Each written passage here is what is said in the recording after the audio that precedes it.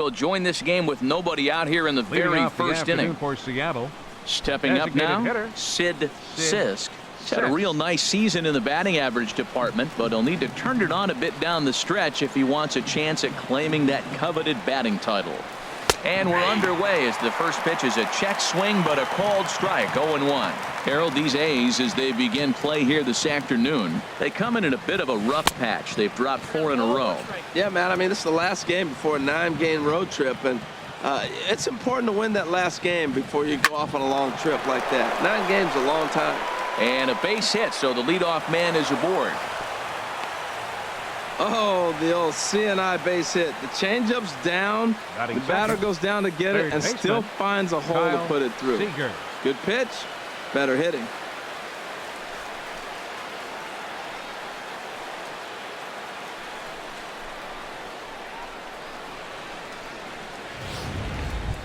Here's the third baseman now, Kyle Seager. Watch is fully in effect these days as he's potentially closing in on a historic triple crown.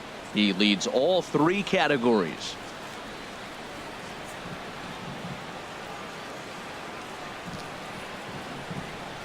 Runners off for second. Oh, and a big swing there by Seager as he gets a hold of one high and deep out to right field. And out of here. And I mean by plenty. That ball was crushed. A 2-run home run off the bat of Kyle Seager. So he just continues to club the baseball at an alarming rate. And the Mariners move out in front 2-0. Boy, this guy's hot right now. Hit a bomb yesterday and hit another tape measure shot today. When he gets hot, he hits them in bunches. This could be the beginning of one of those extended hot streaks. Coming to the plate now, Ken Griffey Jr. And he enters play today, currently 5th in the American League in hitting. Ken Griffey Jr. Into the windup and the pitch. And there's one well above the zone for a ball. And set up behind the dish is Eric Summersgill as you see the rest of the umpiring crew there. Summersgill's a little notorious for having a wide zone. Really frustrated for hitters. I saw one guy turn around at him one day and yell, "Is this a picnic table or is it a plate?" Yeah, he was tossed before he finished the sentence. So the first 3 batters of the ball game hit safely against him here, and he's going to need to turn things around in a hurry before things get out of hand.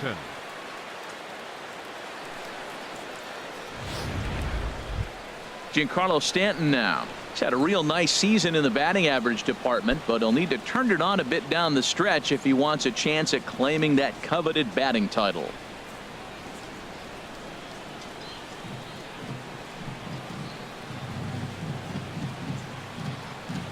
Here comes the first pitch. Runners on the move for second. Pitch swung on and missed. The throw not in time as he steals second. Certainly a very close play at second on that bag, so let's analyze it with show track. We all know he's got plus speed on his side, and you really see it represented in the top speed. That really made the difference on that one. A runner at second, nobody out.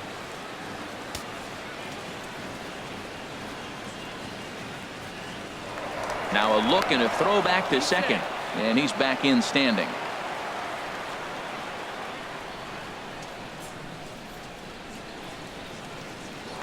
And he'll turn and throw back to second again, keeping particularly close tabs on him. And again a throw, being especially careful here. No one out with a runner at second.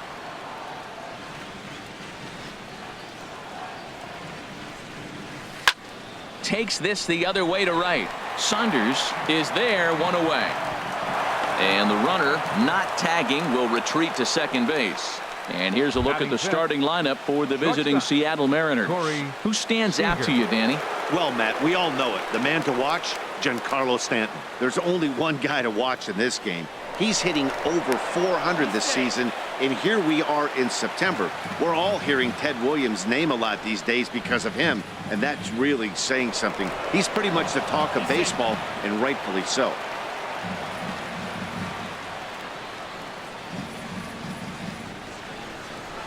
And now we'll go back to second another time here. being especially careful here.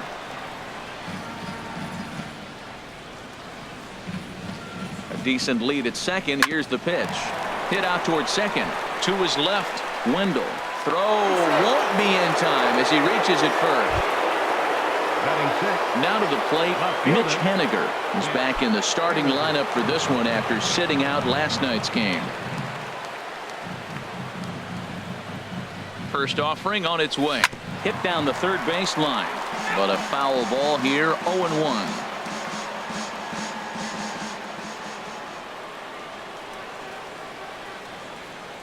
Set to deliver the 0-1. Another one fouled off, and he's quickly behind 0-2.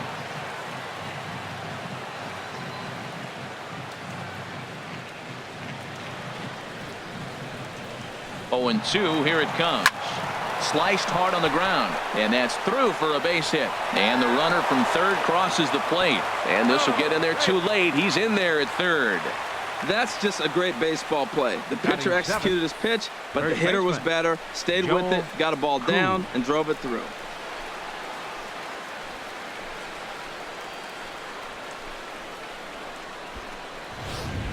Into the box, Joel Koo, 3 across so far in the inning, and another 2 out there on base. Yeah, Matt, and this inning's really starting to get away from them on the defensive side of the ball. Stranding the rest of those guys out here feels absolutely essential for them at this point.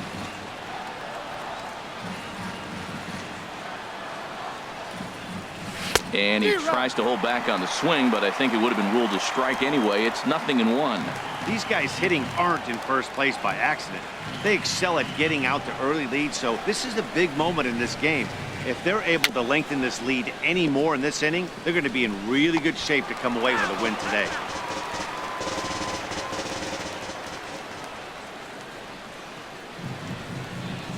The 0-2 home.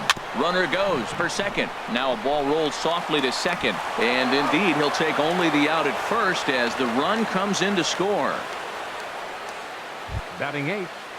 Here's the young catcher, Wilson Contreras. He represents the 8th man to bat here in the first with 4 runs already on the board. First pitch coming. Here it is. This is skied out toward right. Saunders is under it. Makes the catch, and that'll retire the side. So 4 runs on 4 hits, no errors, and a runner left on. On now to the bottom of inning number 1. It's the Mariners 4. Kevin Brown gets handed the ball for the 4th and final game of the series. What do you have for us on him, H? Well, Matt, we're catching a hot pitcher today. He's won his last 3 outings that he's been on the mound, walked away with the W. Team's playing good behind him, and he's giving them a chance to win games.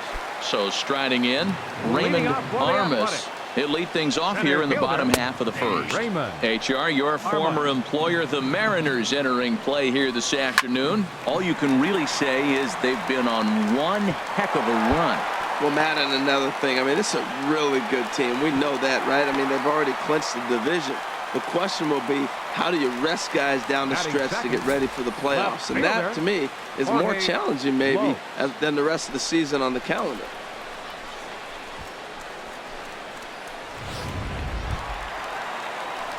Digging in, Jorge Lopes. And as you check out his righty-lefty splits, no surprise that he hits better against southpaws than he does against right-handers. This could be an interesting night for him. He gives up the extra base hit, and then he makes a location pitch that he needs to make. If he does that consistently, he'll have a good night. And this ball's heading for the seats down the right side as the count will move to 0-2 now. Can't get him to chase. It's 1-2. Ready on 1-2. Swing and a miss as he ran the fastball right by him for the first out. With that, let's look at the starting lineup for the hometown A's. How do they get back into the win column here, Harold? Well, clearly it didn't start the way they wanted it to. They're already down a bunch of runs, but what do? You play the same game. Try to manufacture, score runs. Let's try to win this inning. The next inning, chip away at that lead until you get right back in the game. Now a splitter, and he lays off a ball and a strike. High in the air out to center field. Griffey waits on it. 2 gone.